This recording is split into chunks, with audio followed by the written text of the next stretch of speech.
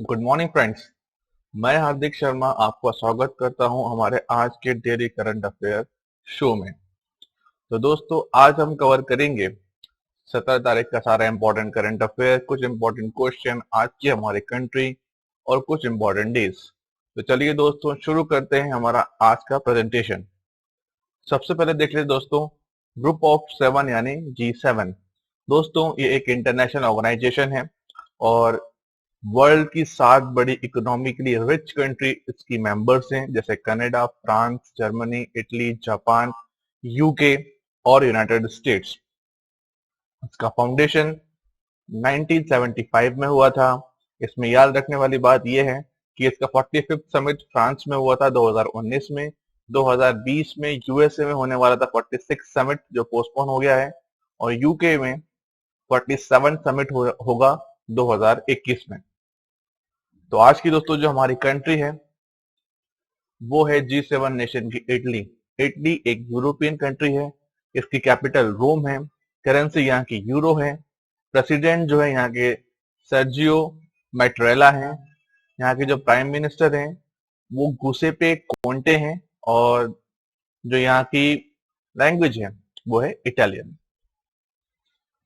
चलिए दोस्तों, अब देख लेते हैं कुछ इंपॉर्टेंट क्वेश्चंस। सबसे पहला क्वेश्चन दोस्तों, वर्ल्ड का लॉन्गेस्ट रनिंग कार्टून सीरीज क्या है? वर्ल्ड की लॉन्गेस्ट रनिंग कार्टून सीरीज कौन सी है? अगर आपको उसका जवाब पता हो तो कमेंट करिएगा, फिर चेकआउट करिएगा। तो इसका जवाब है दोस्तों जापान की साजे सैन। ये कार्टून सीरीज दोस्तों 1969 से अभी भी कंटिन्यूअसली टीवी पे ब्रॉडकास्ट हो रही है। तो ये लॉन्गेस्ट कार्टून सीरीज है वर्ल्ड की, सांजे सान। चलिए नेक्स्ट क्वेश्चन देखते हैं दोस्तों, किस इंटरनेशनल ऑर्गेनाइजेशन के चेयरपर्सन के रूप में इंडिया के हेल्थ मिनिस्टर हर्षवर्धन जी ने पदभार ग्रहण किया है?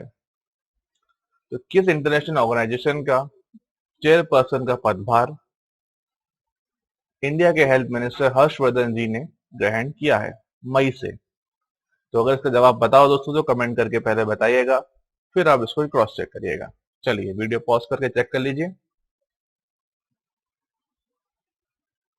तो दोस्तों इसका जवाब है WHO का 34 मेंबर एग्जीक्यूटिव बोर्ड है, उसके चेयरमैन की जो पदभार है वो इंडिया के हेल्थ मिनिस्टर हर्षवर्धन जी ने संभाला है। चलिए दोस्तों नेक्स्ट क्वेश्चन देखते हैं, Which airport in India has selected in top 50 airport and 7 best airport in traveler traffic? मतलब वो इंडिया का कौन सा एयरपोर्ट है जिसे टॉप 50 एयरपोर्ट में चुना गया है और उसे 7 बेस्ट एयरपोर्ट इन ट्रैवलर ट्रैफिक में गिना गया है?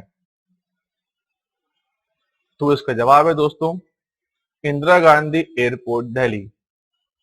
Indira Gandhi airport Delhi is the top is selected among the top 50 airport in India and 7 best airport in travelers traffic। चलिए दोस्तों, अब इन क्वेश्चंस के बाद हम शुरू करते हैं हमारा आज का इंपॉर्टेंट करंट अफेयर्स।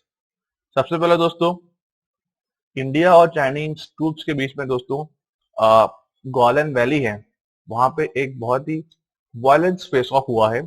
दोनों ही कंट्री जो हैं वो दोनों ही कंट्रीज में सोल्जर कैजुअलिटी हुई है और काफी बड़ा फेस ऑफ रहा था ये इंडिया और चाइना की बॉर्डर के बीच में, कंट्रीज के आर्मी के बीच में। देखिए दोस्तों, अगर आप चाहें गोलन कहाँ पर है, कि गोलन वैली कहाँ पर आती है जहाँ डिस्प्यूट हुआ, तो दोस्तों ये लद्दाख रीजन आप देख रहे होंगे मैप में, और ये जो एरिया है जो जो LAC के राइट में, इसे अक्साई चीन का एरिया कहते हैं। तो इस अक्साई चीन के बॉर्डर से पहले ये लद्दाख में आता है गोलिन गोलिन वैली। तो यहाँ पे जो है ये फेस ऑफ हुआ था। चलिए दोस्तों आगे चलते हैं। दोस्तों एक लाइफ सेविंग ड्रग के रूप में उभर के आए हैं डेक्सा मिथासोन। दोस्तों एक ये स्टेरॉइड्स है और इसको जो है यूके में इस स्टेरॉइड को जो है कोविड 19 के पेशेंट्स पे अप्लाई किया गया, उसकी एक लो डोज दी गई और इसमें काफी हद तक इस स्टेरॉइड ने, जिसका नाम डेक्सा मिथासोन है, उसने काम करके दिखाया और वो कारगर साबित हुआ है। तो एक ये नया जो है ट्रीटमेंट उभर के आया है जिसका नाम है डेक्सामेथोन, जो कि एक स्टेरॉइड है। चलिए दोस्तों आगे चलते हैं। अभी दोस्तों UN conference on trade and development यानी यूएनसीडीटी की एक रिपोर्ट आई है जिसमें बताया है कि इंडिया वर्ल्ड की 9th लार्जेस्ट रेसिपिएंट है फॉरेन डायरेक्ट इन्वेस्टमेंट का 2019 में। तो जो इंडिया में फॉरेन डायरेक्ट इन्वेस्टमेंट रहा है इस 2019 में, वो तकरीबन 51 बिलियन यूएस डॉलर का रहा है। पिछली बार 2018 में 42 बिलियन डॉलर का एफडीआई रहा था और उस समय इंडिया की रैंक 12वीं थी। इस बार सुधर के इंडिया की रैंकिंग 9th हो गई है in terms of largest recipient of foreign direct investment. अगर दोस्तों फॉरेन डायरेक्ट इन्वेस्टमेंट की बात करें तो ये इन्वेस्टमेंट होता है किसी भी फर्म का या इंडिविजुअल का किसी दूसरे कंट्री के बिजनेस में, ये होता है एफडीआई। आगे चलते हैं दोस्तों। अभी इंडिया में दोस्तों जो होलसेल प्राइस रहा है, होलसेल प्राइस इंडेक्स जो रहा है, वो गिर के 3.21% हो गया है मई में। होलसेल प्राइस इंडेक्स दोस्तों बेसिकली क्या होता है, ये होलसेल प्राइस इंडेक्स जो है ये मेजर करता है चेंजेस का जो कि गुड्स और जो गुड्स बेचते हैं और ट्रेड होते हैं उनकी होलसेल प्राइस में जो भी गुड्स की या जो गुड्स सोल्ड होते हैं या जो ट्रेड होता है उन उसकी जो प्राइसेस का चेंज होता है जब इसको बल्क में बेचा जाता है या कि होलसेल में बेचा जाता है, तो एक बिजनेस से दूसरे बिजनेस में जाने पे जो चेंजेस आते हैं जब चीजों को होलसेल में बेचा जाता है उसको होलसेल प्राइस इंडेक्स कहते हैं। It measures the changes in the price of goods sold and trade in the bulky by wholesale business to other business. इसी के साथ साथ दोस्तों एक होता है कंज्यूमर प्राइस इंडेक्स। ये दोस्तों प्राइस ये जो है गुड्स एंड सर्विसेज का प्राइस ट्रैक करता है कंज्यूमर एंड पे। तो ये होता है सीपीआई यानी कंज्यूमर प्राइस इंडेक्स। और होलसेल प्राइस इंडेक्स जो होता है ये बिजनेस एंड पे देखता है जहां से होलसेल सेलिंग होती है। तो ये वेंडर एंड पे देखा जाता है, होलसेलर के एंड से देखा जाता है कि क्या चेंजेस आए हैं गुड्स के प्राइस में, डब्ल्यूपीआई। चलिए आगे चलते हैं दोस्तों। अभी Stockholm International Peace Research Institute यानी सिप्री ने दोस्तों एक रिपोर्ट जारी करी है। ये एक स्वीडिश थिंक टैंक है और इसने ये दोस्तों क्या करता है, जो सिप्री है ये रिसर्च करता है जो आर्म्स कंट्रोल और आर्मामेंट्स और कॉन्फ्लिक्ट जो होते हैं, बेसिकली न्यूक्लियर आर्म्स और इस टाइप की जो चीजें हैं किस कंट्री में क्या है उसके बारे में ये जानकारी देता है। तो इसकी जो इस बार की रिपोर्ट आई है उसमें बताया गया है कि पिछले साल के कंपेयर में फोर जो 465 न्यूक्लियर वेपन जो हैं कम हुए हैं पिछले साल के बनिस्बत इस साल। और जो एनुअल काउंट रही है 2020 में, जो एनुअल काउंट रही है 2020 की रिपोर्ट में वो आई है 13,400। तो पूरी दुनिया में दोस्तों तकरीबन 13,400 न्यूक्लियर वेपन हैं। इसमें इंडिया के पास तकरीबन 150 न्यूक्लियर वेपन्स हैं। और पूरे दुनिया में देखें तो रशिया के पास सबसे ज्यादा 6,375 न्यूक्लियर वेपन है, यूएसए के पास 5,800 न्यूक्लियर वेपन है, चाइना के पास 320 न्यूक्लियर वेपन है, फ्रांस के पास 290 न्यूक्लियर वेपन है, यूके के पास 215 न्यूक्लियर वेपन है, पाकिस्तान के पास 160 न्यूक्लियर वेपन है और इंडिया के पास 150। तो पाकिस्तान भी अपन से आगे है कुछ महीनों में और चाइना भी अपन से आगे है। तो ये C3 की रिपोर्ट है दोस्तों, Stockholm International Peace Research Institute, जो कि एक स्वीडिश थिंक टैंक है। चलिए आगे चलते हैं।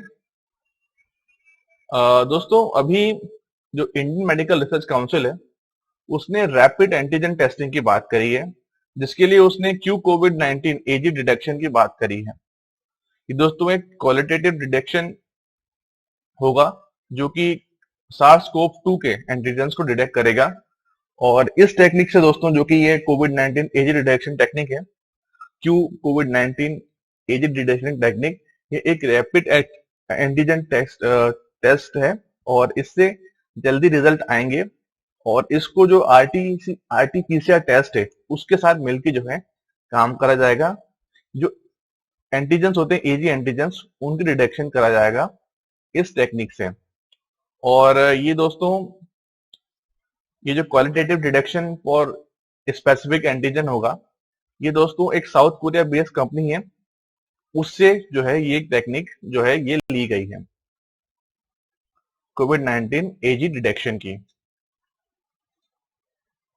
नेक्स्ट है दोस्तों, अभी एक ग्लोबल पार्टनरशिप है, GPAI global partnership on artificial intelligence, जैसे जीएपीआई बोलते हैं। और इंडिया ने दोस्तों ये global partnership on artificial intelligence को है ज्वाइन कर लिया है। इसी ग्रुप में दोस्तों USA, UK, European union, Australia, Canada, France और ऐसी ही बड़ी बड़ी कंट्रियां हैं, जो कि साथ मिलकर आर्टिफिशियल इंटेलिजेंस पे काम करेंगी। और इसमें दोस्तों जीपीएआई का जो मतलब है, जो मेन काम है, कि जितने भी लीडिंग एक्सपर्ट है इंडस्ट्रीज से, सिविल सोसाइटी से, गवर्नमेंट के और जो अच्छे एकेडमी पर्सन हैं, उनको मिला के आर्टिफिशियल इंटेलिजेंस का एवोल्यूशन करना है और उसको प्रमोट करना है। इसमें दोस्तों इंडिया एक फाउंडिंग मेंबर की तरह पार्ट ले रहा है, और इंडिया के पार्टिसिपेशन से जो है एक आर्टिफिशियल इंटेलिजेंस का ग्लोबल डेवलपमेंट करना ही जीपीएआई यानी global partnership on artificial intelligence का मकसद है। आगे चलते हैं दोस्तों, अभी चाइना ने जीनोम सीक्वेंसिंग कंप्लीट कर ली है। जो नई कोविड-19 की वहां पे जो स्ट्रेन मिले थे अभी, जो अभी कुछ जगह बीजिंग में फाउंड हुए थे, उसकी उन्होंने जीनोम सीक्वेंसिंग कर ली है। जीनोम सीक्वेंसिंग का मतलब होता है दोस्तों, एक ये प्रोसेस होता है जिससे डीएनए सैंपल जो ब्लड से लिए जाते हैं, उसको एनालाइज किया जाता है। तो ये जीनोम सीक्वेंसिंग जो है वो बीजिंग ने कंडक्ट पूरी कर ली गई, जो सेकेंड टाइम जो कोविड-19 के जो है वायरस फाउंड हुए हैं। आगे दोस्तों, अभी इस बार यूएस ओपन जो है होने वाला है, जो ये क्लोज डोर्स में करा जाएगा और विदाउट पब्लिक करा जाएगा, ऐसी जानकारी न्यूयॉर्क के गवर्नर ने दी है। दोस्तों यूएस ओपन जो ये टेनिस टूर्नामेंट जो है, ये 1981 से कंडक्ट हो रहा है, और न्यूयॉर्क सिटी में होता है, न्यूयॉर्क में। और ये हार्ड कोर्ट टेनिस टूर्नामेंट होता है। दोस्तों बेसिकली तीन कोर्ट होते हैं टेनिस में, बड़े बड़े इवेंट्स में। एक होता है ग्रास कोर्ट, एक होता है क्ले कोर्ट, और एक होता है हार्ड कोर्ट। यूएस ओपन जो है वो हार्ड कोर्ट टेनिस टूर्नामेंट है। इसकी दोस्तों प्राइज मनी जो है 2019 में जो दी, वो थी 57 मिलियन यूएस डॉलर। और 2019 में जो मेंस के सिंगल चैंपियन थे, वो थे राफेल नडाल। आगे चलते हैं दोस्तों, एक blood and the beauty American television series है। ये अपना जो भी इसके जो एपिसोड की फिल्मिंग है, वो 17 जून से शुरू कर देगी। ये जो टेलीविजन सीरीज है बोल्ड एंड द ब्यूटी, ये 1987 से कंटिन्यूस एयर हो रही है टीवी पे, और 2021-22 में इसका 35th सीजन होगा। तो ये भी काफी पुरानी टेलीविजन सीरीज है, जो कि अमेरिकन टेलीविजन सीरीज है, बोल्ड एंड द ब्यूटीफुल। आगे चलते हैं दोस्तों, अभी 16 जून को दोस्तों ब्रह्म प्रकाश जी हैं, उनकी बर्थ एनिवर्सरी थी। और ब्रह्म प्रकाश जी दोस्तों दिल्ली के फर्स्ट चीफ मिनिस्टर थे, और दिल्ली लेजिस्लेटिव असेंबली में जो वहां के स्पीकर हैं राम निवास गोयल जी, उन्होंने ब्रह्म प्रकाश जी को श्रद्धांजलि दी उनके स्टेच्यू पे, उनकी बर्थ एनिवर्सरी पे। तो यहां से जो क्वेश्चन बन सकता है कि दिल्ली के फर्स्ट सीएम कौन थे, तो वो थे ब्रह्म प्रकाश जी। चलिए आगे चलते हैं दोस्तों। अभी एक सेवा सिंधु पोर्टल है जो कि स्टेट गवर्नमेंट ऑफ कर्नाटक ने शुरुआत करी है। इसमें दोस्तों जो भी पीपल जो कि कर्नाटक में आएंगे या कर्नाटक के थ्रू होते हुए जाएंगे, पहले उन्हें सेवा सिंधु पोर्टल पर रजिस्टर करवाना पड़ेगा ताकि इनकी कॉन्टेक्ट ट्रेसिंग की जा सके। तो ये सेवा सिंधु पोर्टल जो है, इस पर रजिस्ट्रेशन मैंडेटरी कर दिया गया है और ये पोर्टल जो है कर्नाटक गवर्नमेंट का है। अब दोस्तों यहाँ पे आप मुझे बताइएगा कि कर्नाटक के करंट गवर्नर कौन है। अगर आपको पता हो तो जरूर कमेंट करके बताइएगा। आगे चलते हैं दोस्तों। अब इंपॉर्टेंट डेट देख लेते हैं। 14 जून को दोस्तों वर्ल्ड ब्लड डोनर डे था। 15 तारीख को दोस्तों वर्ल्ड विंड डे। 20 तारीख को वर्ल्ड रेफ्यूजी डे आने वाला है। 21 तारीख को international day of yoga, world music day, world hydrography day और फादर्स डे आने वाला है। तो दोस्तों ये था हमारा आज का प्रेजेंटेशन, जिसमें हमने important dates, important current affair, important questions और आज की एक कंट्री जो कि इटली थी उससे हमें डिस्कस करा। मुझे उम्मीद है कि आपको ये हमारा सेशन अच्छा लगा होगा। अगर दोस्तों आपको ये हमारा वीडियो पसंद आया है तो चैनल को लाइक करिए, सब्सक्राइब करिए, दोस्तों के साथ दोस्त शेयर जरूर करिए। कुछ सुझाव हो, कुछ पूछना हो तो कमेंट जरूर करिए। और आप देखते हैं दोस्तों quick current affair channel. Have a nice day. Thank you very much.